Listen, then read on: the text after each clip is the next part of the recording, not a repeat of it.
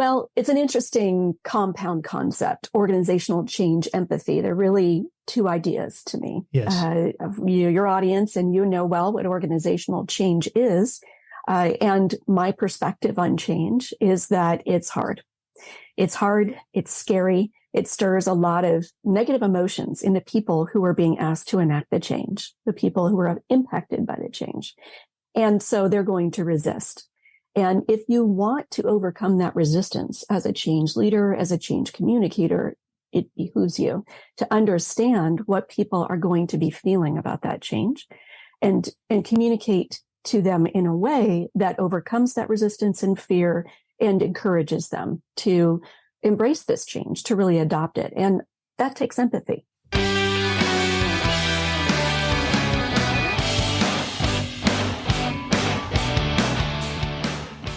Welcome to episode 52 of the Inner Game of Change podcast, where I focus on exploring the multi-layers of managing and enabling organizational change.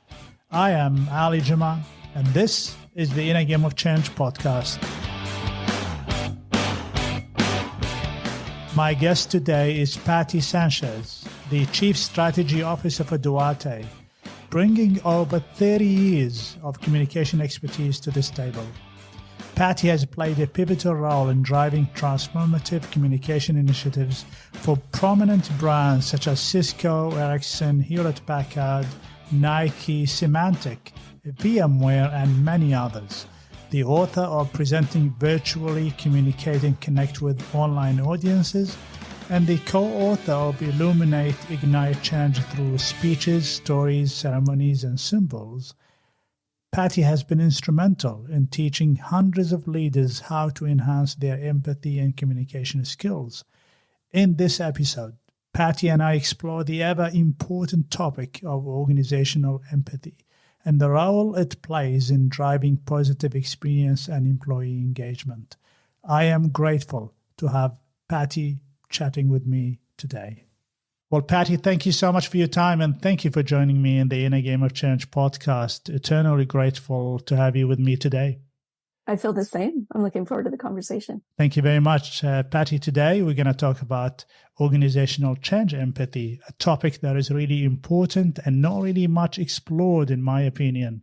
And you've written a great article on it, which we're going to touch on, and I'll definitely put the link in the podcast information. But before we dive deep into the topic, it would be fantastic for my audience to know a little bit about you and what you do. Right. I am a communication consultant, been doing communication consulting for over 30 years at this point. In my current role, I head up strategy for a communication agency and training company called Duarte Inc. We're headquartered in Silicon Valley, and we work with some of the world's biggest brands, most famous leaders, and a lot of people you've never heard of to help them communicate their ideas, especially through presentations and stories. Fantastic. And I've checked their website and the work that you do. It's really wonderful, and we're going to put all the information in the podcast. Let's get into it, Patti, and then we'll take it from there. What is change? What is organizational change empathy anyway? Well, it's an interesting compound concept, organizational change empathy. They're really two ideas to me. Yes. Your audience and you know well what organizational change is. And my perspective on change is that it's hard. It's hard. It's scary. It stirs a lot of negative emotions in the people who are being asked to enact the change, the people who are impacted by the change. And so they're going to resist. And if you want to overcome that resistance as a change leader, as a change communicator, it behooves you to understand what people are going to be feeling about that change and communicate to them in a way that overcomes that resistance and fear and encourages them to embrace this change, to really adopt it. And that takes empathy. In my opinion, it's essential to influence. Okay, well, that's fantastic. Empathy. Let's just explore the word empathy anyway. So it is not an easy thing to have empathy. Why is that? Well, empathy requires understanding other people. In the simplest definition that I've found of what empathy is, it includes the ability to take on the perspective of another person, to be able to see things through their eyes. And that is hard for a lot of humans, I think, because we're so focused on ourselves. What we're most aware of is what we think and feel. And sometimes it's difficult for us to imagine how another person might think or feel, especially if it's different than how we're approaching a topic or a change. How would you see a leader's responsibility in cultivating a level of empathy when it comes to managing change? It's an essential part of the change management process, I think, because again, when you're trying to lead people through change, they're going to experience a lot of emotions in that process. And those emotions are going to make your change efforts either easier if people are excited about it, or harder if they're frightened of it, upset by it. And so as a leader, you need to understand what people might be feeling about this thing that you're trying to get them to do. And that starts with you. It starts with you, and it starts with the people that are advising you on the change plan and the change communication. And it begins with trying to get an insight into how your stakeholders, particularly your employees, are going to be perceiving this change. And that should inform how you communicate it to them, but also how you roll it out. When we were talking before we started rolling here, you were sharing your own experience in change management and learning early on about the importance of enablement and support. And that all comes from a place of knowing what people need, what humans need in order to adopt a change. It's not enough to communicate it to them, but also to help them understand how to enact that change and why they should enact that change, which to me comes down to the story you tell about the change. And the story will be more successful. Your change story will land better if it considers how people will perceive the change and includes reasons for them to believe that it's good for them so that they're more likely to get on board. So, Patti, I know that you promote a lot the principle of storytelling. Is storytelling one way of showing empathy? Yes, it's a vehicle for communication in general. Sure. And, it's also a uniquely human vehicle for communication because stories are about people. They're about people in particular. When you study story structure, you see that it really inherently describes the process of change because the structure of a story, the 3-act structure, is about a person who's encountering challenges as they try to achieve a goal, and they struggle, and they have a whole inner experience in that process that causes them to doubt themselves and consider quitting, stop trying. But usually a mentor comes alongside them, helps them get unstuck and ultimately succeed in whatever they're trying to achieve. So the nature of a story itself is about a person struggling and trying to get a different result, which is change. And so therefore stories themselves are a really powerful way to talk about why change is necessary or how we've been through changes in the past and lessons that we've learned about them. And that's a vehicle, again, for leaders to create reasons to believe that this change will be good for people, but also to explain their own experience with leading change to build trust. So let's just talk about trust. Showing empathy is one way to build the trust. Is that what it is? It's one way because it helps people understand you, your motivations, your value system. It's the logos, pathos, ethos. Yep. The 3 legs of persuasion, and so this is a way to help people understand you and what your value system is. But of course, you need to have facts. You need to have a good business case, a justification for the change in the first place. But facts alone don't persuade people because people have feelings about change. And so you need to have an emotional appeal. And story is one way to achieve that. And sometimes people may accept the facts, but then refuse the solution. And that's where the challenge is when it comes to change management, because everybody probably, most people in an organization, they accept that there's a problem, but the way to go about solving that problem, and that actually happens in society as well, the way you go about solving the problem can be looked at differently from different people. Have I got this close to right? Yeah, very much so. And then if you understand and believe that people are going to perceive it differently, then you need to develop your reasons, your messages to persuade those people based on what they believe and where you want them to go to, how you want that belief to change. And so I also advocate for what I would call segmented messages, thinking about the different stakeholder groups that you're trying to persuade. And that would include not just people who are segmented by their role and level in the organization, but by their mindset about the change. Who's going to be resistant and why? Who's going to be supportive and why? And what you communicate to those two groups is different. The overarching reason why the organization needs to do this may be the same, but why you particularly need to embrace this and how it's going to affect your role needs to be more contextual. And that's, again, where storytelling can come in, because you can give examples of people in a role like yours who would benefit from this change, whether it's a scenario based on the future or whether it's a scenario based on past change. And that's because each individual in any organization will look at the world from their own angle. And therefore, I need to understand that angle. One size fits all does not work. Probably can work in certain situations when there's a disaster that there's not much space, or there's an emergency. But that is the exception, not the rule. And when it comes to change, we talked about the leadership role and showing empathy. What about the practitioners? What about the change managers? What about the project managers? They would need to demonstrate that empathy in their own ways. Yes, I think it should be part of our workflow when we're developing our change plans and our communication plans, that empathy is a step in that process early on. When I think about creating a piece of communication for anyone, for any situation, I always start by thinking about the audience that I'm going to be speaking to. And, as we've been talking about, what is their perspective on the issue? How do I want to change that perspective? And then what do I need to say or do or show to cause that change?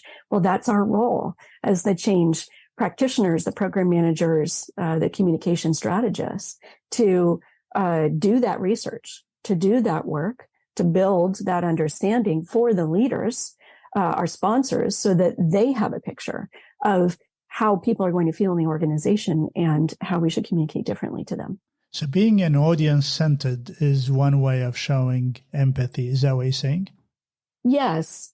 There's a step before that, particularly when we're talking about empathy in interpersonal communication. So from manager to team or teammate to teammate, that is, I think, the precursor to being able to empathize with other people, which is to be able to empathize with yourself. And so we believe at Duarte that empathy starts with self-awareness and self-understanding. And the better you understand yourself, the more able you are to understand other people, particularly when you use psychometric tools. Now I'm getting into some of the business of HR, but psychometric tools like a DISC or an SDI often makes you curious about other people and what their type is, their style is, their worldview is. And that curiosity then creates an openness, creates a space for people to connect with each other. Because they want to understand each other better. And then when you want to understand other people, you're better able to empathize with them. You talked about self-awareness. That is an important topic, and we can talk about this for years. Yes. It's not an easy, straightforward process. What you're saying is that the first step to empathy is that I need to have a high level of self-awareness, understanding myself, understanding my intentions, before I start talking to my stakeholders and trying to influence and understand their challenges, where the anxiety is, how they perceive the change, how they see it and how they perceive it, two different things. and with the genuine intention of me trying to understand where they sit, so I can design my change strategies and communication strategies based on that, knowing also that the goalpost may change at any one time. So that empathy work is a continuous work. Yes, this is true. And a part of the empathy process is listening.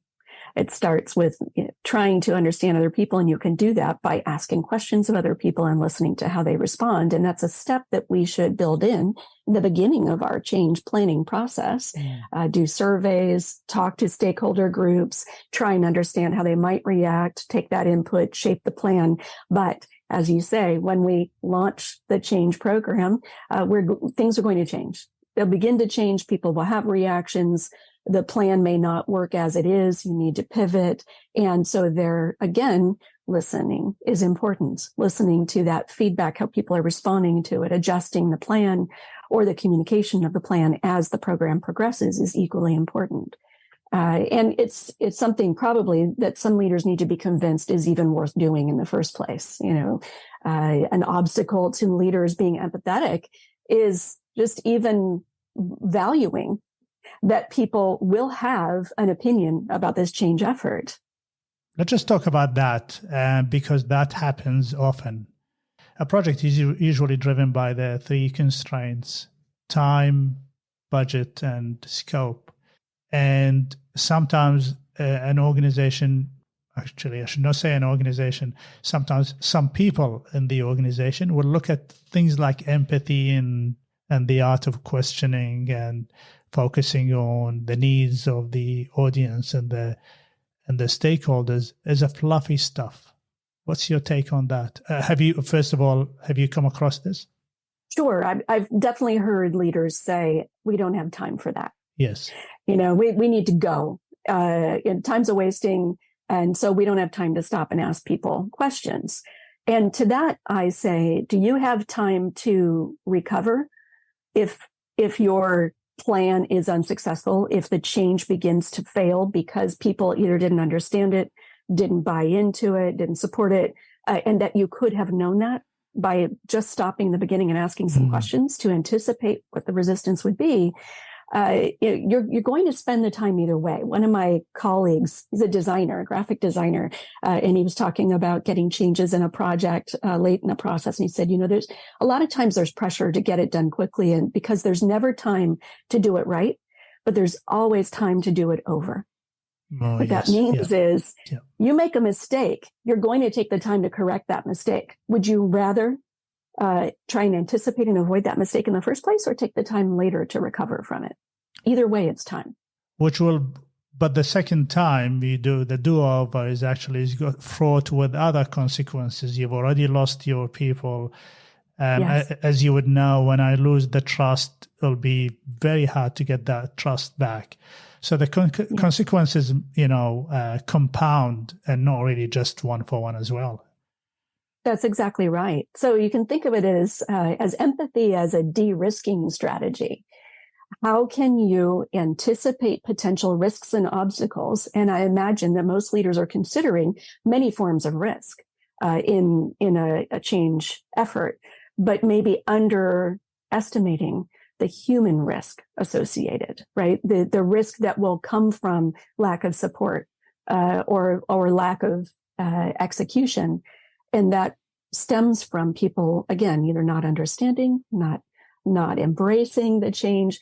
And this is something that I've seen time and time again in my career as a communication strategist, but also working with technology companies over 30 plus years. Many times, I would say the majority of the times that a technology fails, that a product fails, it's not just because the product itself was faulty, poor product market fit, or maybe the messaging was off, but it was a failure of a persuasion of humans. Whoever you were trying to get to adopt this technology was not sufficiently convinced that it was right for them. Same is true for our other forms of change. Yes, I had a guest with me who said that change happens at the speed of trust. And I really like that. I want to shift gear and I want to talk to you. I want to share with you something that I've thought about over the years, and I am convinced, but I want to pick your brain and I'm going to put myself on the spot. I look at change. We talk about organizational change empathy, which is how I define it at a higher level, that this is the deal for you as our people in the organization. Every time I have change, I guarantee you that I'm going to listen to you, I'm going to support you, I'm going to train you, I'm going to support you all the way. I am going to tailor make the solution to your needs. So it's like almost that is the deal for the organization, from the organization to the people. But I also look at, because I'm a strong believer that it's a mutual responsibility between the organization and the employees. I also think that there's something called employee change empathy, which is I would need showing empathy to the organization is asking questions, be interested in the process, be interested in the way the change will be rolled out, ask questions about how the organization will support you, and genuine questions that you're interested in the change. And so then we'll end up with organizational change empathy, with an employee change empathy. But I cannot expect, this is my thinking, I might be wrong, I cannot expect a high level of employee change empathy before I commit to an organizational change empathy. What's your, how would you critique my way of thinking? Well, as you were describing your premise, I could imagine a lot of CEOs cheering and applauding and saying, yes, yes, yes, finally, it's about time that somebody acknowledged change is hard for us too. And our employee base doesn't get that. And we got a lot of critiques and resistance, but we need them to meet us halfway. And I hear that and I agree with that. And yet I also agree with you that there is a chicken and an egg. Yes. The organization is the chicken that lays the egg, which is a terrible metaphor now because that's a failure. But what my point is that it's, like you said, a reciprocal relationship. And it makes me think of the concept of the emotional bank account. If you're familiar with Stephen Covey and his 7 habits of highly effective people. And he talked about this concept of an emotional bank account, right? That when you're in relationship with anyone, as leaders are with their employees, as a business is with its constituencies, you need to be making deposits into the bank account of your relationship with each other so that there's enough funds for those times when you need to take things out of that bank account. I'm going to come and ask you for something. I'm going to ask you to make a sacrifice on behalf of this business. Well, if there's nothing in that bank account to begin with, then it's going to be hard for employees to say yes to that, unless you're really holding them over a barrel. They need their jobs. They have no leverage. There's nowhere else to go. And you threaten them and put a lot of consequences in place for their non-compliance, then sure, you'll get some degree of adoption, but you're not going to get the 110%, the 150% of the intrinsic motivation to want to do anything possible to help you make this change successful. People would just do the minimum unless you've given them enough. Sure. And if you don't do it well as well, people can adopt a change, but the experience can be negative at the end of the day, and they can voice their opinion and they can leave an organization, which ultimately I actually link it to employee engagement.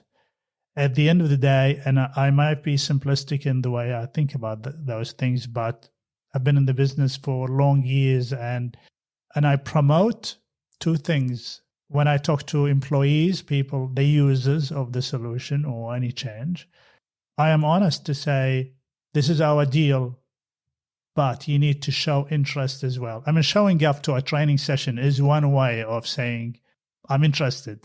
Participating is another thing. So and then when I make it sometimes in a funny way and I tell them a little story about previous sessions, I think I can hit a chord in there and say, you know what, this particular project group and the leader have, they've done a fantastic job, but that's not really the normal thing. And I'll be saying, cool, so now you've seen the template of a good thing. Next time there's a change coming your way, share your opinion on how you'd like the change to happen, rather than just comparing. And that's your first step to participate in and contribute to the organization. It is not a theater. It's not that the leader is on the stage and I am sitting in the audience and say, I like it, I don't like it. It doesn't work that way. And I always say to them, if there's going to be a change that will impact me, and there are lots of changes happen in an organization that will impact me, rest assured, respectfully in town halls and any session, I'll be asking the right questions. And I'll be genuinely interested in the answer rather than just asking the questions as well. So that's how I see that. And the other thing is that I might be simplifying this, but I always believe, that if we get change right in an organization, we solve a lot of problems. I think a leader's job at the end of the day is to come to work to help their people succeed. That is really the main job, not signing checks and all of that. That's the purpose of their job. And the other thing, so how they make people succeed, they come to work and make decisions. Those decisions become changes, and those changes need to be implemented. And so the whole cycle of change goes through everything we do in an organization. So how about we pay that attention and that organizational change empathy and really be good at it? Yes, because it's something we have to always be doing. I agree completely. It's something that concept, Nancy Duarte and I, the CEO of the company I work for, we wrote in the book Illuminate, which is all around storytelling through change. How do you understand the shape of change, the journey of change through the lens of story, and use stories themselves to move people through each stage of the change journey? And that's exactly what it's about. It's change is not only a necessary evil, it is the nature of business if business is to succeed. It's also the nature of human if human is to succeed and thrive. So there's a book I read that's probably, 40 plus years old, maybe older than that, called Self-Renewal by John C. Gardner, I think his name is. And he was involved in policy in the United States in the 60s, 70s.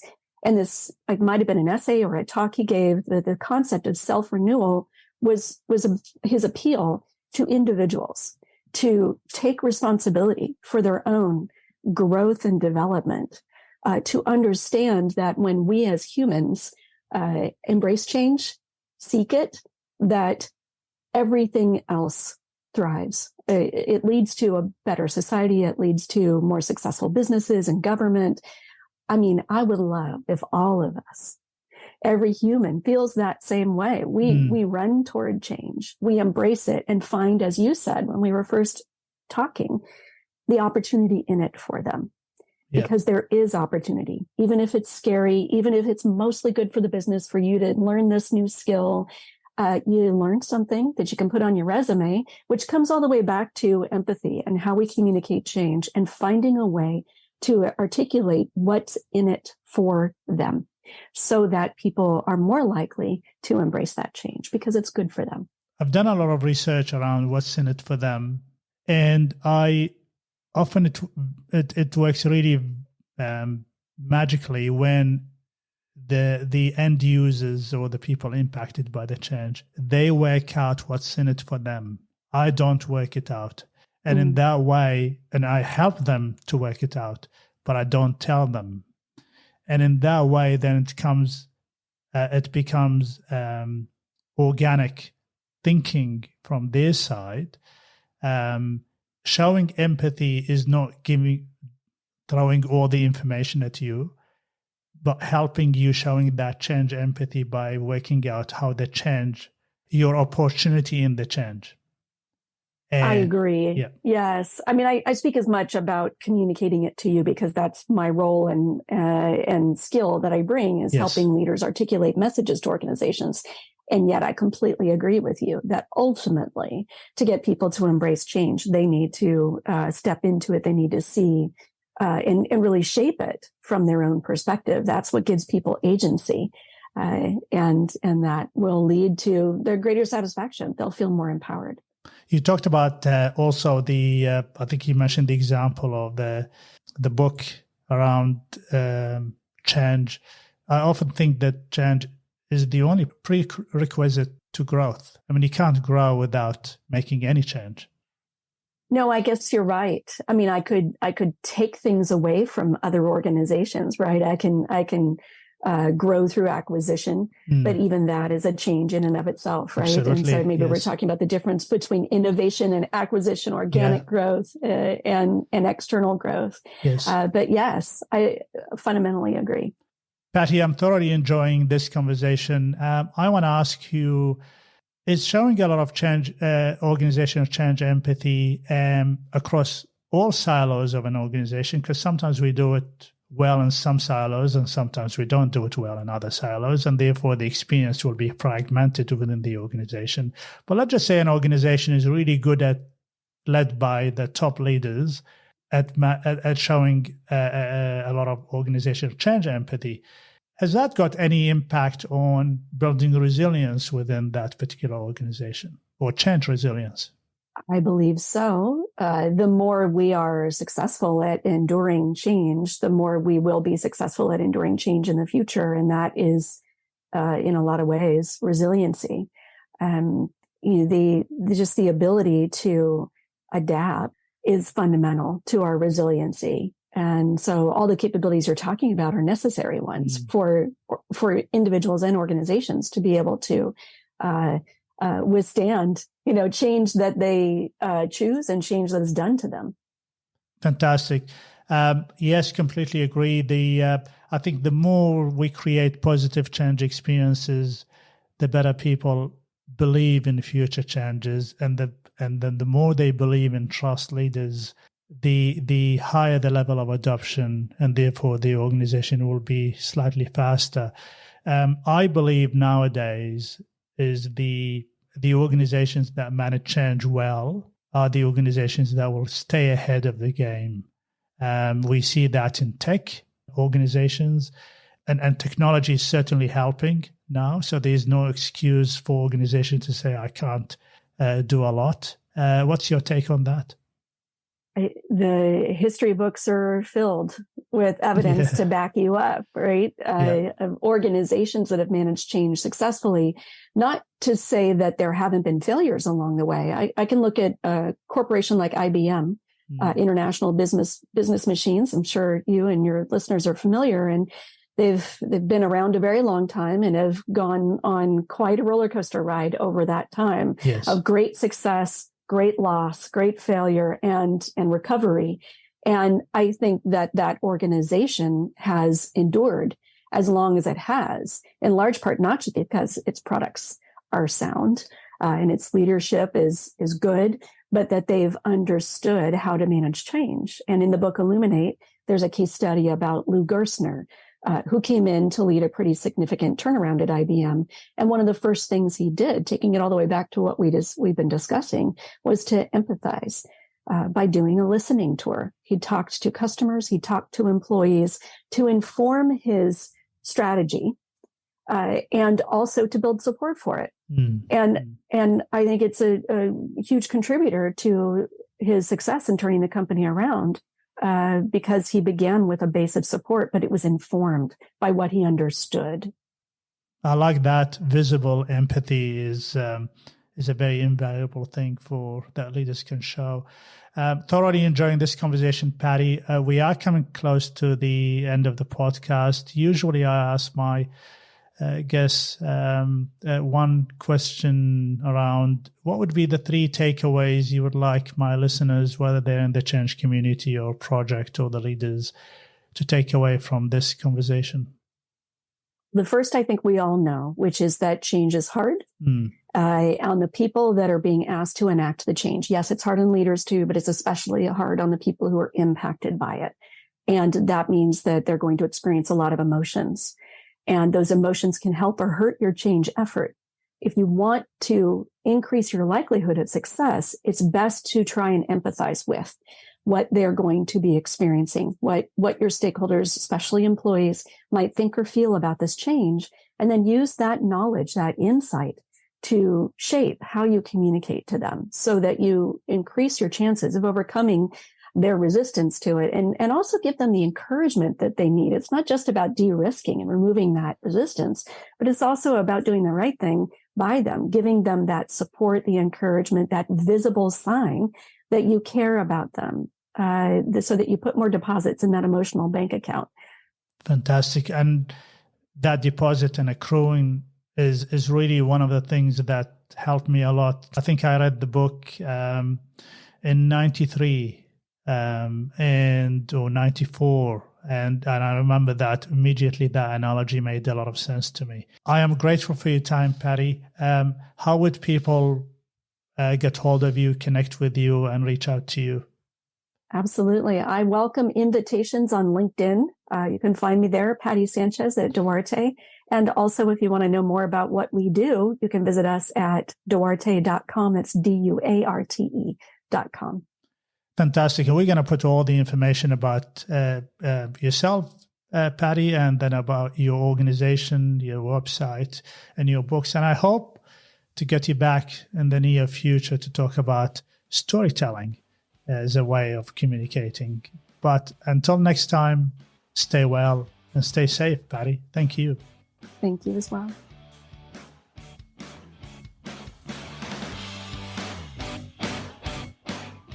Thank you for listening to this episode.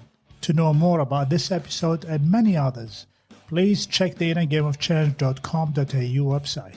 If you found this or any of my episodes interesting or worth listening to, please share and leave a comment if you like. To get more episodes, please subscribe. I can't wait to share my next episode with you in a fortnight. Until then, stay well. I am Ali Juma, and this is the Inner Game of Change podcast.